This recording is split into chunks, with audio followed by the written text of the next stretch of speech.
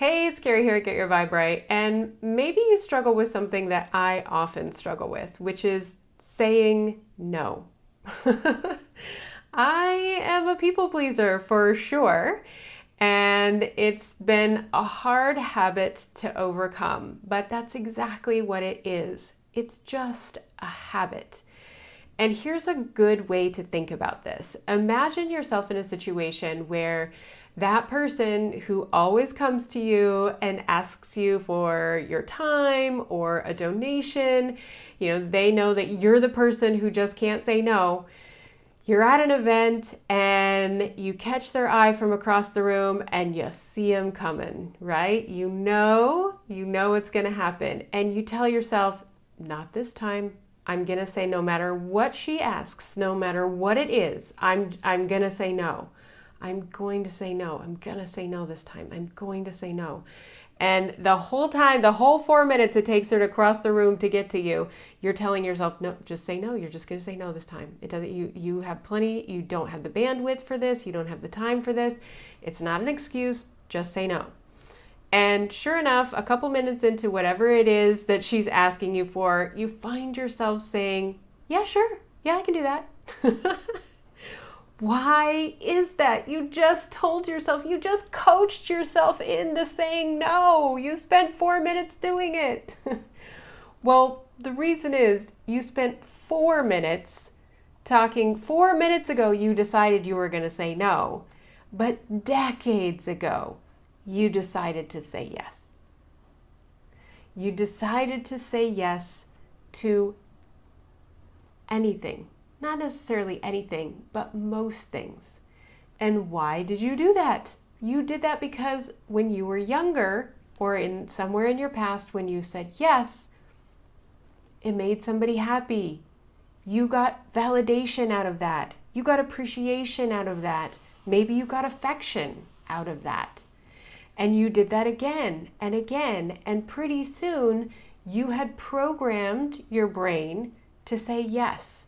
Because at the time, the benefit of saying yes was worth it. Especially as kids, right? As kids, we want to please our parents. We want to please our teachers. We want to please our friends. We want people to like us. Those things are all absolutely normal. And they're related to our survival, right? But it's often as children that we get these programs that become our default programs for our entire life. So in a situation like this where you say, I'm going to say no this time. It doesn't matter what she asks me, I'm going to say no. You decided to say no 4 minutes ago. You decided to say yes when you were 7. And so you have to understand that it's going to take some time to create the habit of saying no. And you're going to have to exercise that muscle for a while. It's not going to change the program to decide in 4 minutes, this time I'm going to do it differently. It just doesn't work that way, right? That is a long-held, deeply ingrained, subconscious program to say yes, to be pleasing. Maybe it's not pleasing, maybe it's just to be nice.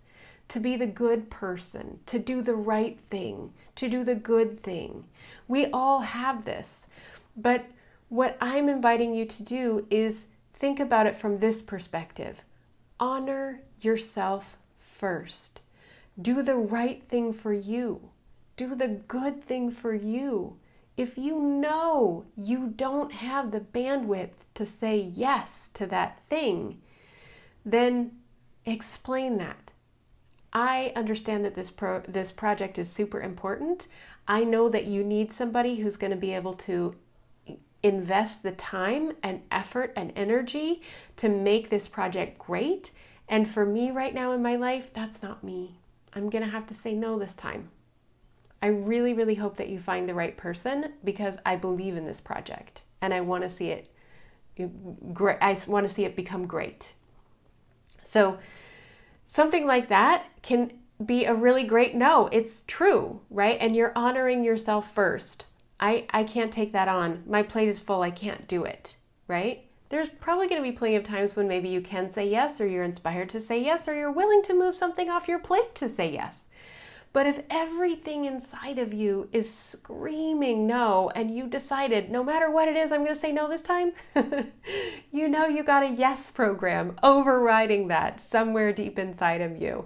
And in order to overcome and rewrite that program, you need to practice saying no. So years ago, there was this wonderful book that came out. It was really inspiring, actually, called My Year of Yes by Shonda Rhimes.